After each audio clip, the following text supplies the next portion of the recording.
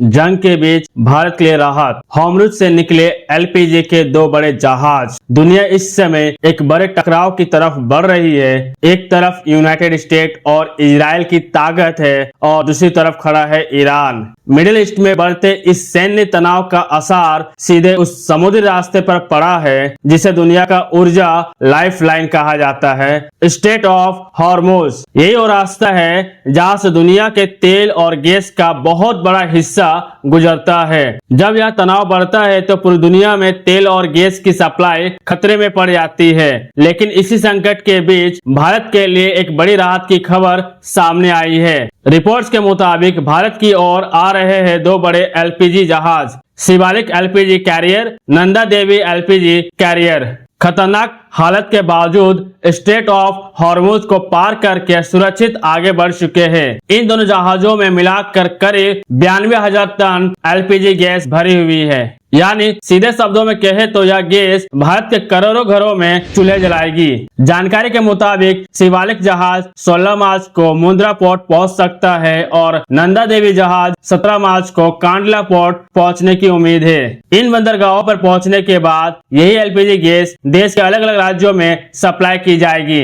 इतना आसान नहीं था ये मिशन। ये सिर्फ एक जहाज की यात्रा नहीं थी। मिडिल ईस्ट में बढ़ते सैन्य तनाव के कारण स्ट्रेट ऑफ होर्मुज से गुजरना बेहद जोखिम भरा था। कई देशों के जहाज वही फंसे हुए थे। हर पल का खतरा, मिसाइल का, ड्रोन हमले का या समुद्री टकराव का। लेकिन कूटनीति की बातचीत और सुरक्षा समन्वय के बाद इन दोनों जहाज को सुरक्षित रास्ता मिला। अब वे भारत की ओर बढ़ सके। लेकिन खतरा अभी खत्म नहीं। रिपोर्ट्स यह भी कहती है कि अब भी कई जहाज इस इलाके में फंसे हुए हैं। अगर मिडिल ईस्ट में युद्ध और बढ़ता है तो उसका असर सीधा पड़ेगा तेल की कीमतों पर, गैस सप्लाई पर और दुनिया की अर्थव्यवस्था पर। सबसे बड़ा सवाल, दुनिया जंग की तरफ बढ़ रही है, ऊर्जा की सप्लाई खतरे में है। लेकिन सवाल यह है कि भारत इस वैश्विक संकट में भी अपनी ऊर्जा सुरक्षा बनाए रख पाएगा या आने वाले दिनों में पूरी दुनिया को तेल और गैस के बड़े संकट का सामना करना पड़ेगा। यह थी बड़ी खबर, जंग के बीच में भारत के लिए राहत।